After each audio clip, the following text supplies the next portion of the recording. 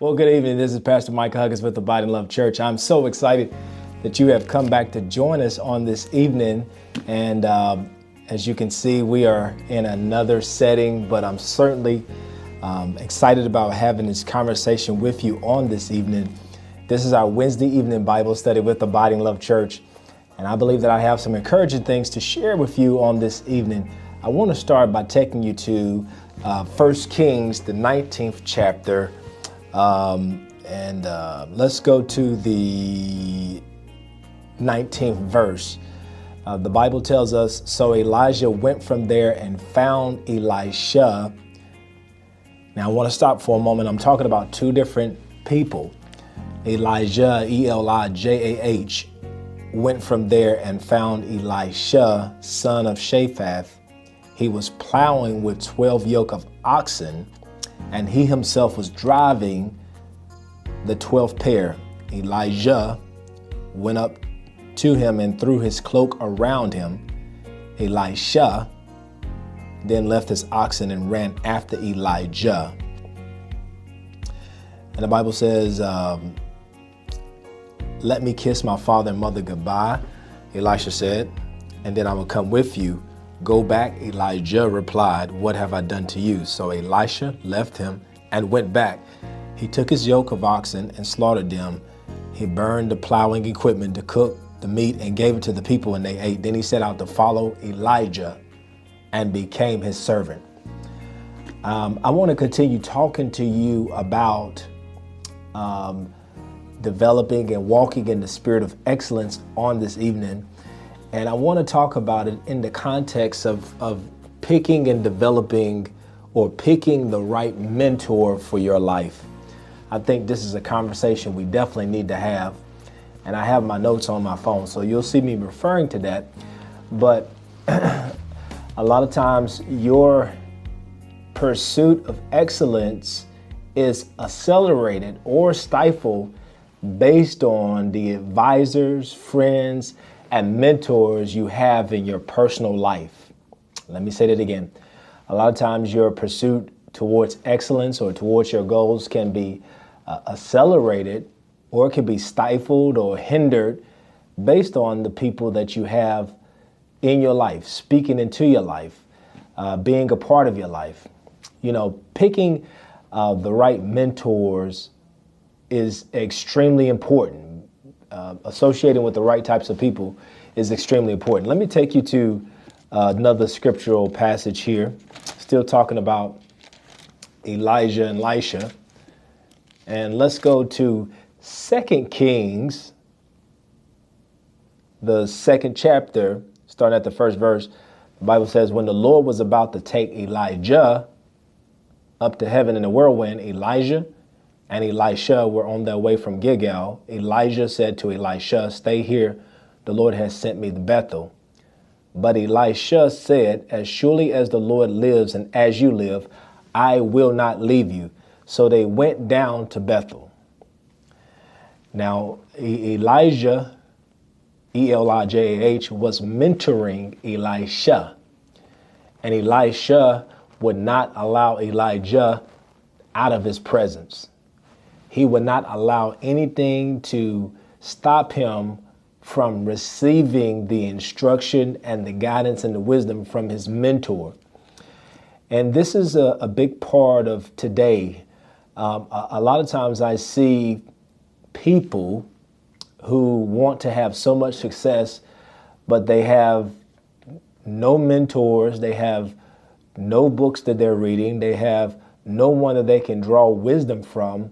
They just figured they're going to do it on their own and learn through trial and error.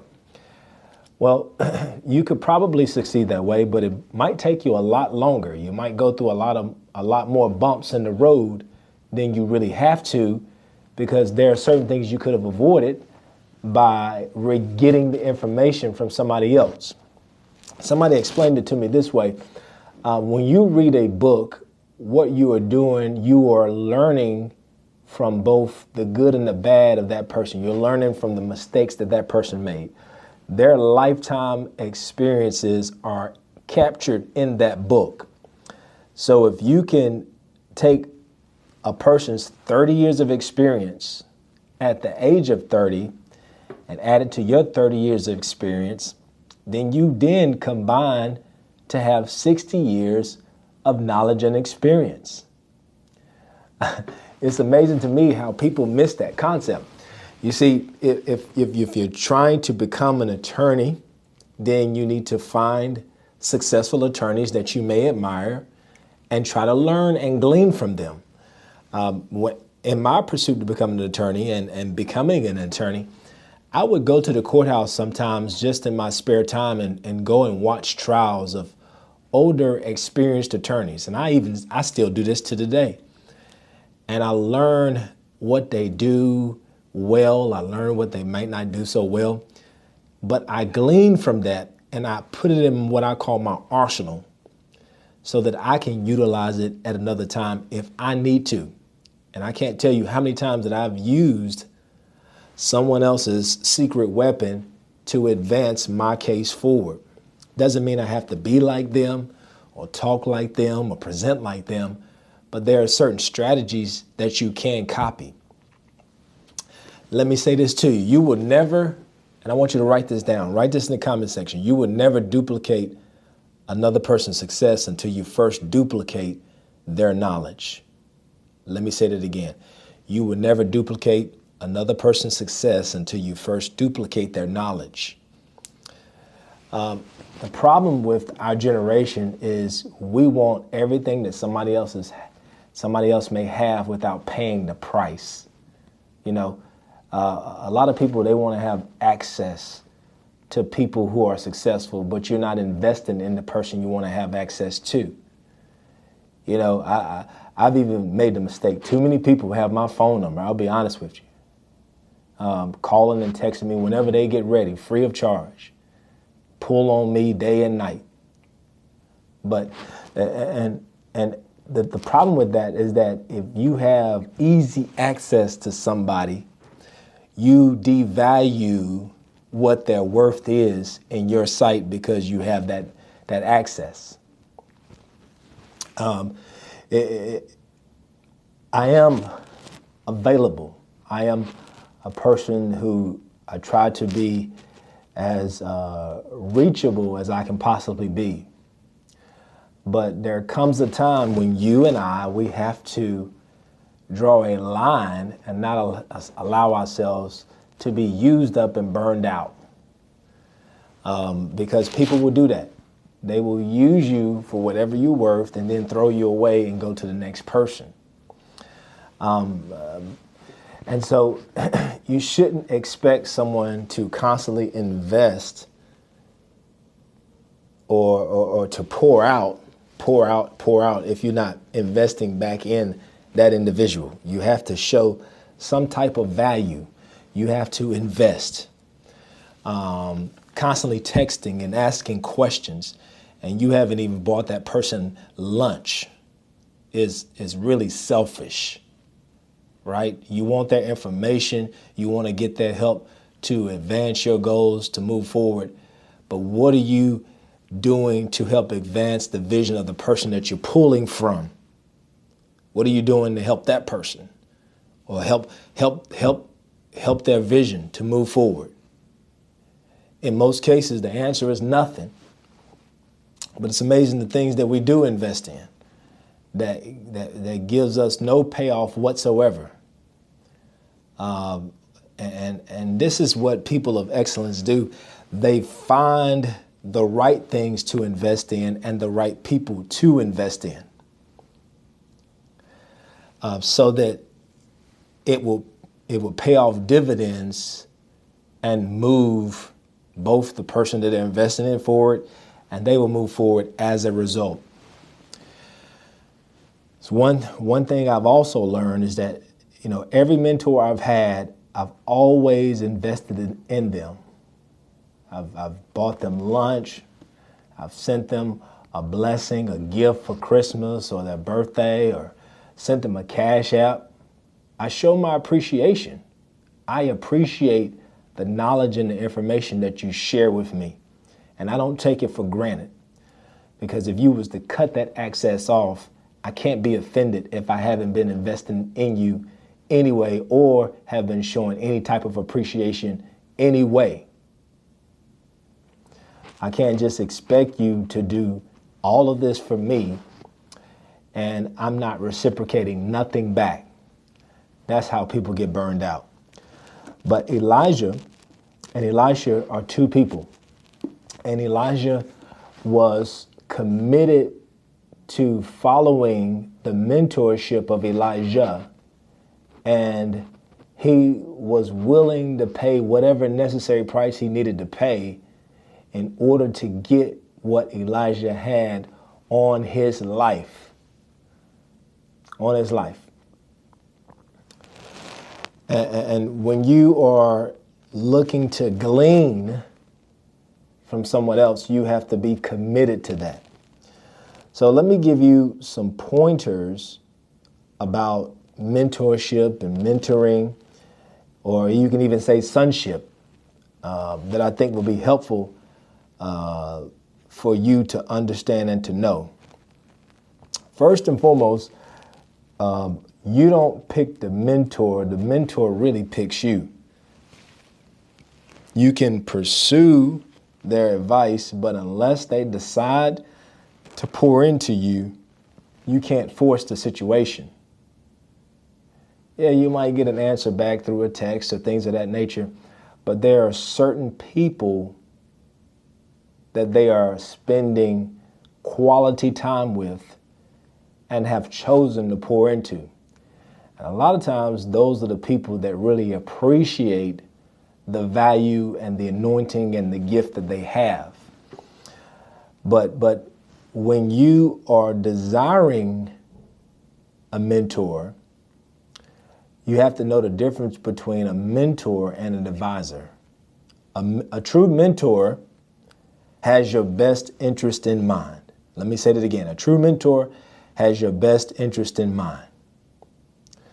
Your mentor should be at a level where they are not constantly asking things from you, but you are asking things of them.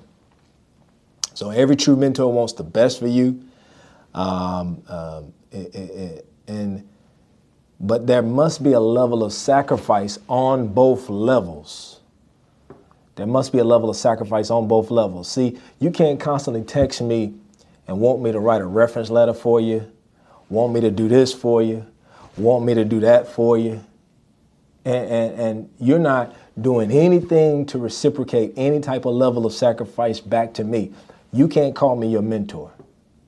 I've got people out here calling me their pastor. I'm not your pastor. I don't see you on Sundays. You don't come on my Wednesday lives. You're not consistent.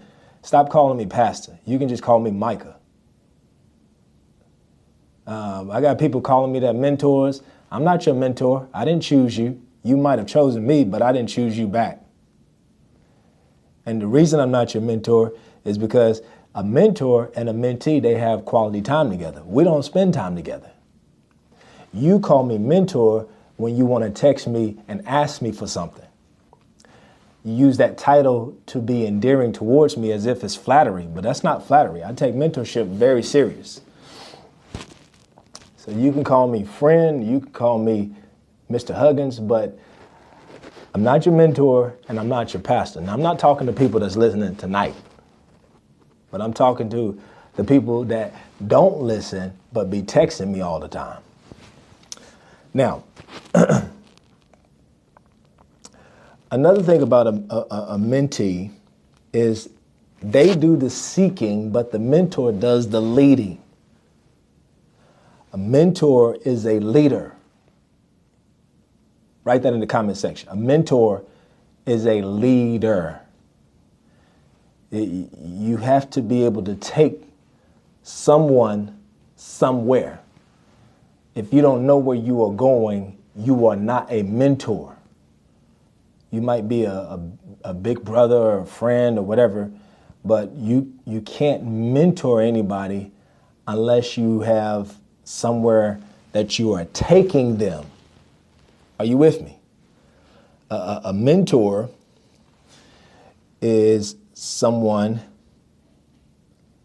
that is praying for you, speaking well of you, and wanting to push you to God's best for your life. Another thing about a mentor is that they will edify you and build you up. And a mentee should never leave their presence feeling inferior or bad about themselves or comparing themselves. If you're comparing yourself to someone you call your mentor, that's not your mentor. That's someone that you're competing with secretly and inwardly, and you're really being sort of like a secret hater because you just want what they have so you can surpass them. You're not the piece that element of honor and value is not there, because you don't want to. Of course, you want to do well. You want to, and your mentor will want you to supersede them, but you're not competing with them. Are you with me? When you're talking to your mentor, you're not trying to brag on the amount of money that you're making because you feel like your mentor will value you based on your bank account. You're not bragging on, well, I did this, I bought this, I bought that. You're just competing. That's not a mentor-mentee relationship, because a mentor is seeking to build you up, and not just in material things, but they're teaching you the value of things that don't necessarily carry monetary value, like having morals, being consistent, being disciplined, right? These things that go way further than just having a lot of money in your pocket. Of course, your mentor wants you to be financially successful, but they also want you to be successful in all areas of life. So they're going to push you in the area of your spirituality. They're going to push you in the area physically. And they're going to push you in the area morally, naturally, spiritually, physically, emotionally, psychologically. You know, the Bible tells us in 3 John 2, beloved, I wish above all things that thou mayest prosper and be in health, even as your soul prospereth. You can brag on all the money in the world that you might be making. Well, I'm making 6 figures this year, but if you are not mentally stable and have peace, then you are still missing the mark. And your mentor will share that with you, because your mentor is really a true friend and they want your best interest, regardless if you wanted to hear that or not. Are you with me? You see, I don't tell people everything that they want to hear in conversation, but what I will do is I will challenge them to make sure that they're looking at all areas of their lives and not just the area of finances. Right? Okay. So now, let me share some warning signs. As I stated, be careful of the person that leaves you feeling inferior, condemned, or bad about yourself or your life. You know, if you're associating with someone that you look up to and they make you feel like, well, you're not doing this right, you're not doing that right, you're not doing this right, and not teaching you how to do this right, how to do that right. Not educating you on how to move forward, but withholding that part, that's not a mentor. So be careful of the mentor who tears you down. So many mentors fail in the area of communication. All right. So I want you to consider this. If you are looking to be pushed further in an area when it comes to mentoring, the mentor is going to open the door for communication, and then bring the correction. The door for communication is open, and then we have the correction. It's not just, well, if you want this, then you need to do this. It's a conversation, right? So keep that in mind. All right. So now I want to get to some principles of pursuing excellence, even in the mentorship and in life. Just several things I want to leave with you. Number one, keep pushing. Keep pushing. Number two, use wisdom. You know, the Bible tells us if any man lack wisdom, let him ask of God, and he will give it to you freely. And then keep in mind that a true mentor wants to teach you everything that they know, because they understand that success without a successor is really failure.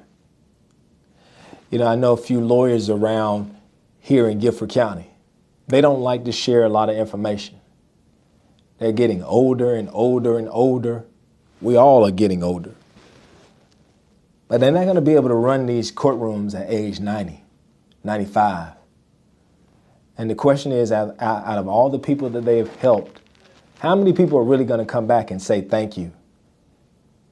But the legacy is left in who you poured into that can duplicate the same accomplishments that you had, that can get a not guilty on someone who was innocent, because you trained them on how to do that.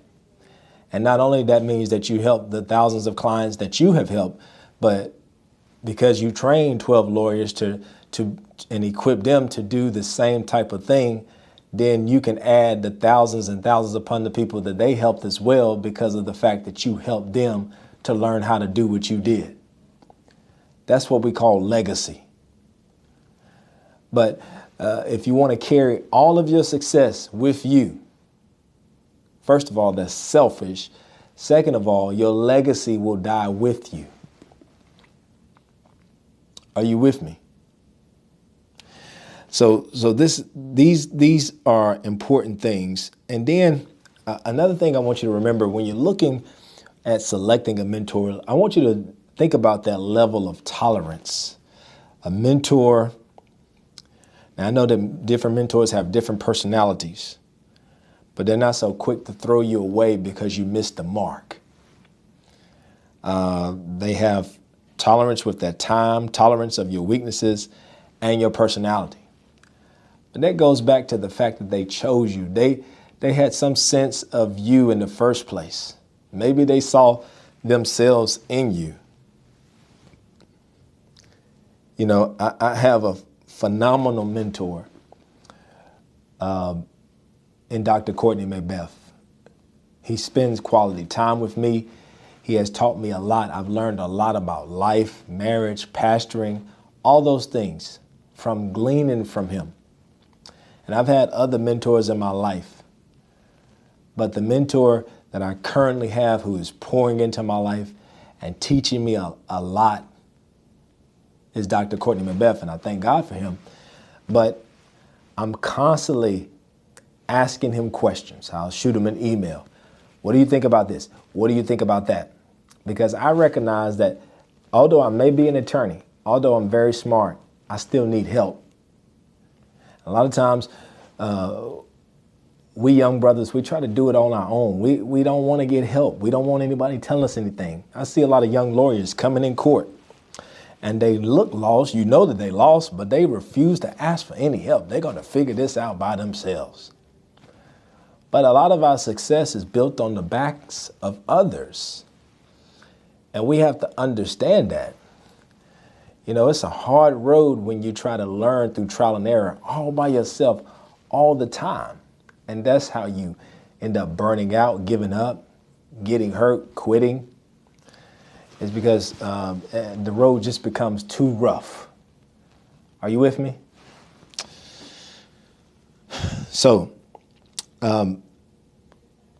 you may be watching here on this evening, and I believe that we all have the capacity and the potential to lead.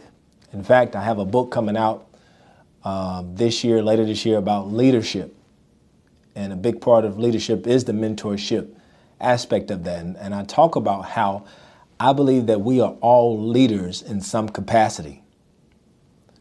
And we have to be intentional about leading in our lives first, and then we can lead others.